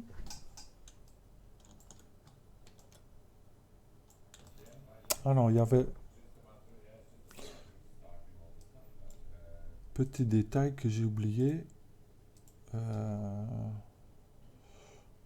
Skeleton.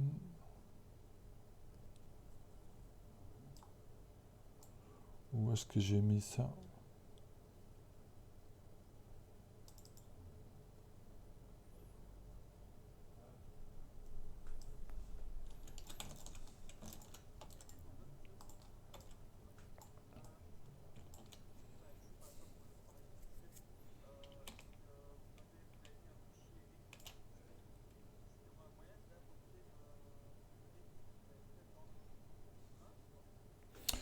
Oui, pour ça, je suggère que tu jettes un coup d'œil sur les tutoriels YouTube.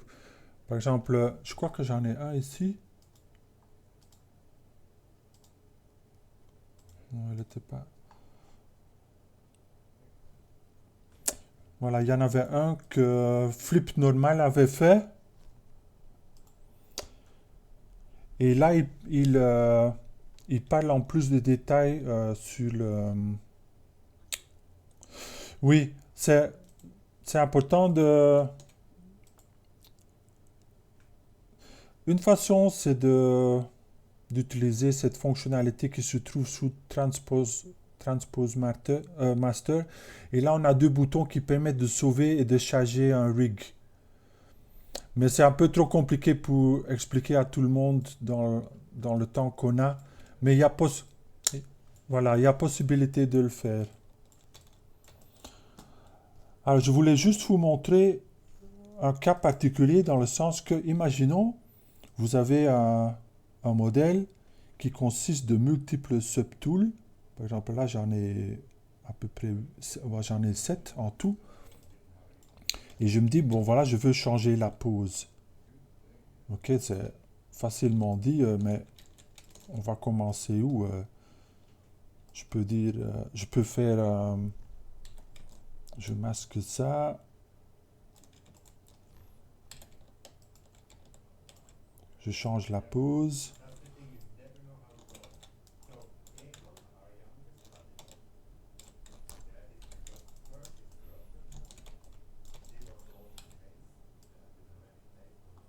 Bon, imaginons que c'est bon. Ben là, je vais redescendre. Comme ça va être moins grave. Voilà la force des niveaux.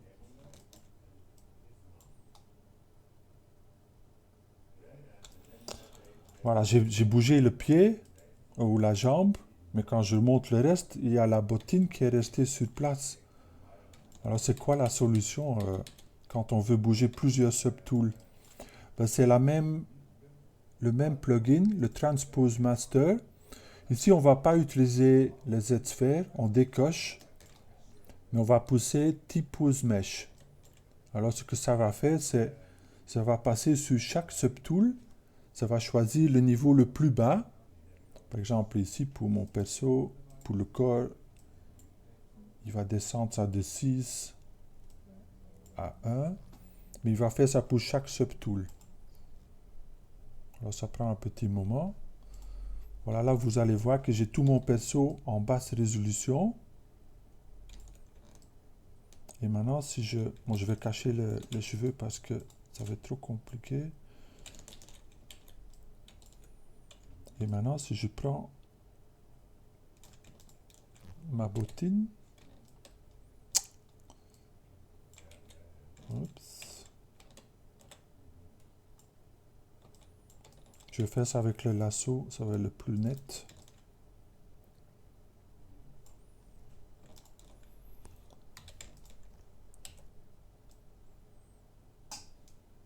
Bon, c'est pas parfait, hein, il faudrait que je prenne un peu plus de temps pour faire mon masque. Même chose pour le bras.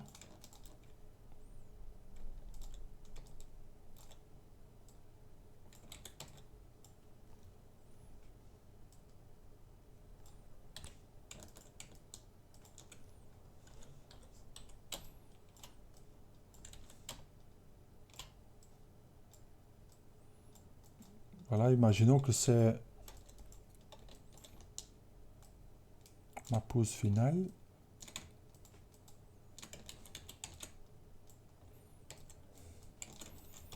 Si je suis content de la pose, je fais le bouton inverse et là je vais renvoyer toutes les formes changées vers ma version haute résolution.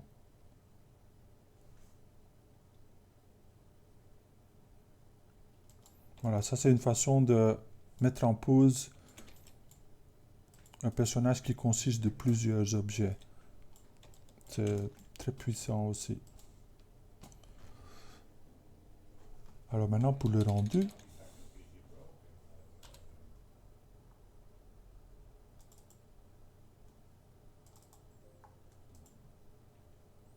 Alors, si vous avez des questions comme Jérôme, n'hésitez pas de me le demander, hein. C'est pas mal de matière pour un cours. J'hésite d'ailleurs si je m'arrête là, parce que j'allais dire, moi je crois que pour le rendu, on va faire ça le cours prochain. Sinon, ça va être trop. Ce que je propose, c'est, s'il y en a qui veulent montrer le projet personnel ou le présenter en individuel, on peut faire ça. Je sais pas s'il y a quelqu'un qui a déjà démarré sur son projet ou qui a une idée. Mhm.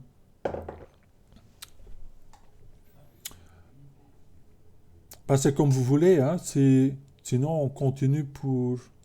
Je vous montre un peu comment faire un rendu. Oui, oui, tout à fait. Là, on retourne au normal. Oui, tout à fait. C'est-à-dire, à chaque fois, on va essayer, à la fin du cours, de garder une vingtaine de minutes. Comme ça, je peux regarder minimum 4-5 personnes pour le projet personnel.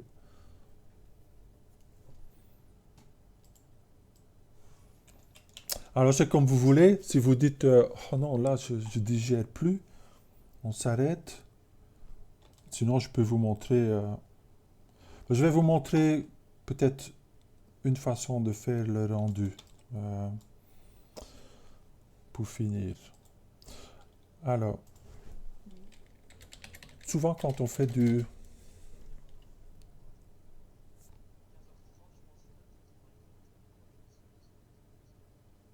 Ah, ok. Ah, bah, on va arrêter un peu plus tôt alors. Oui, ça va. Alors, un des rendus qu'on peut faire, qui se fait souvent pour des personnages, c'est un model sheet, surtout en 2D. Par exemple, quand on fait du dessin animé, il y a plusieurs animateurs qui travaillent dessus. C'est important qu'il y ait une référence d'un personnage de tous les angles pour bien garder les proportions, la taille du personnage. C'est quelque chose qui se perd très vite en dessinant. En 3D, on en a un peu moins ce problème, mais ça se fait quand même souvent aussi en 3D, hein.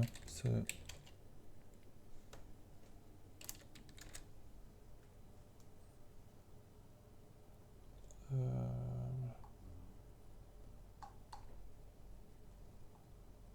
par exemple,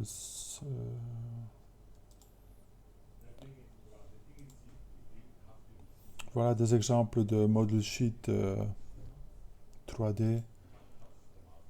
Alors, ce qu'on va faire, c'est avoir une approche orthogonale où on va présenter le personnage d'un vue de devant, de profil, très souvent aussi de dos.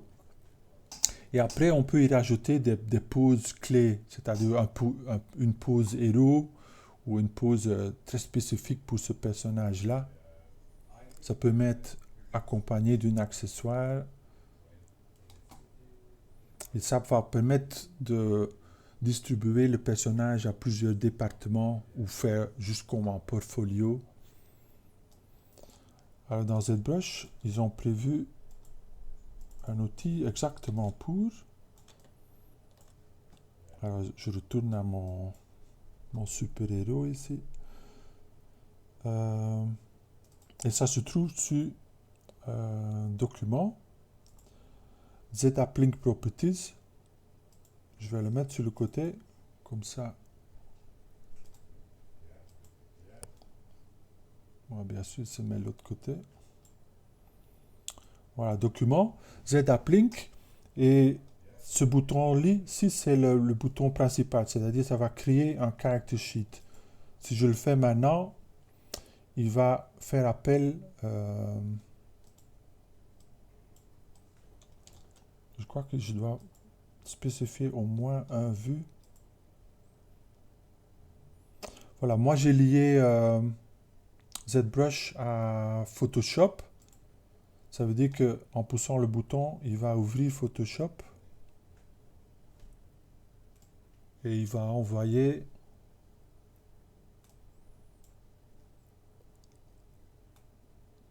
Là, il y a la machine qui ralentit un peu.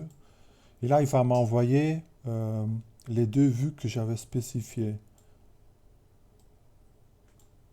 On va faire un peu de place.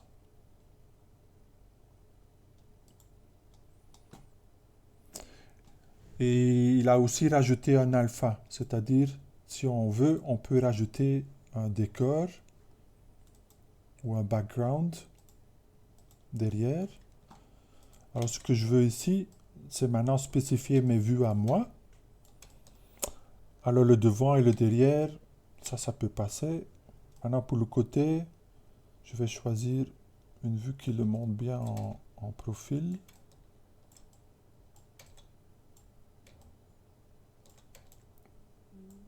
Cette vue-là. Côté gauche. Le côté droite, je ne le veux pas. Il vient d'office avec. Alors, je fais Clear To. J'enlève le côté droit. Alors, maintenant, j'ai devant, derrière, côté. Et maintenant, je vais rajouter un vue custom. Alors là, c'est important, par exemple, de montrer un détail ou une perspective intéressante. Là, je vais peut-être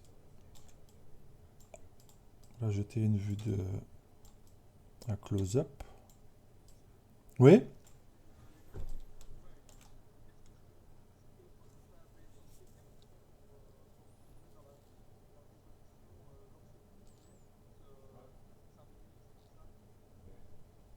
Oui, mais ça, c'est une option que j'aime pas.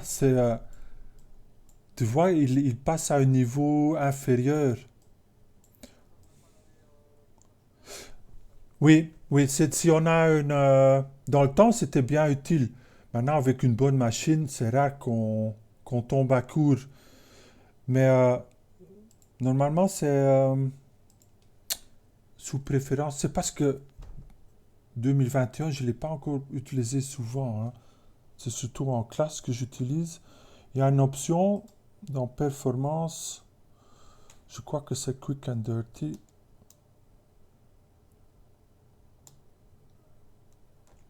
Je crois que c'est celui-là. Si on le décoche... Ah non, c'est pas celui-là. Euh,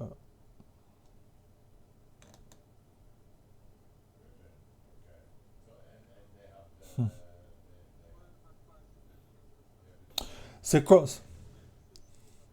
Oui, c'est contrôlable. Mais ça casse un peu l'illusion.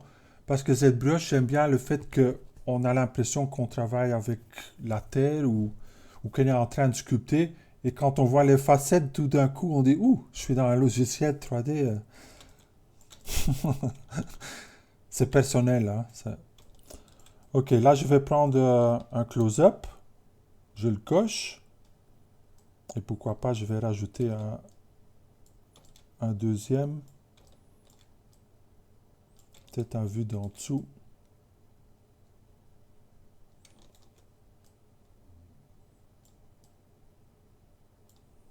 Ok, peut-être cette vue-là. Voilà, maintenant j'ai 5 vues. Et maintenant, si je fais Character Sheet, il prend les 5 vues, il envoie ça vers Photoshop, il va dire, vous voulez rafraîchir? Ouais. Et maintenant, j'ai les 5 vues. Je peux prendre un décor.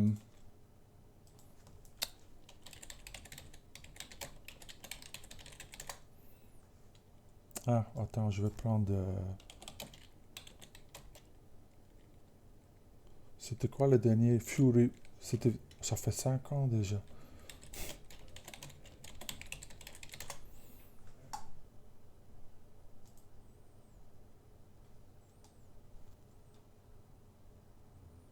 On va prendre celui-ci. Des temp.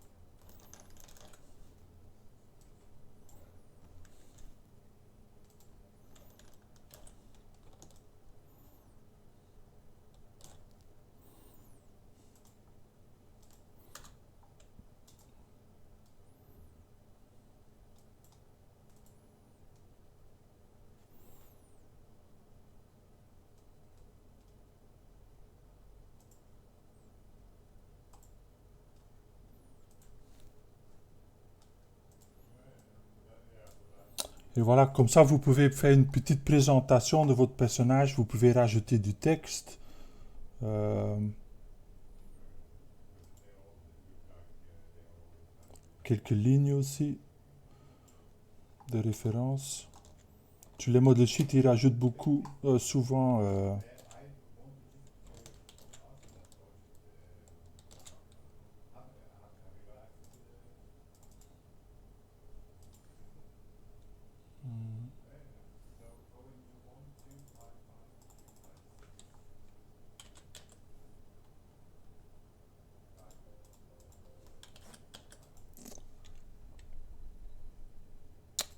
Il y a des éléments de l'interface qui se montrent sur d'autres écrans. C'est embêtant. Voilà, on peut mettre des lignes de référence.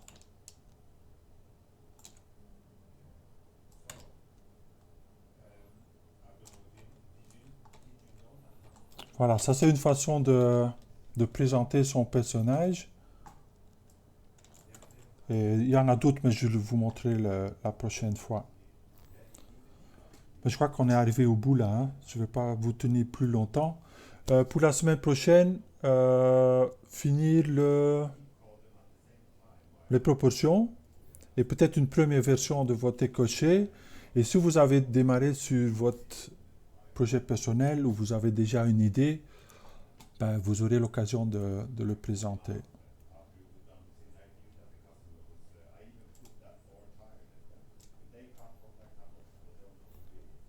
Vous êtes là?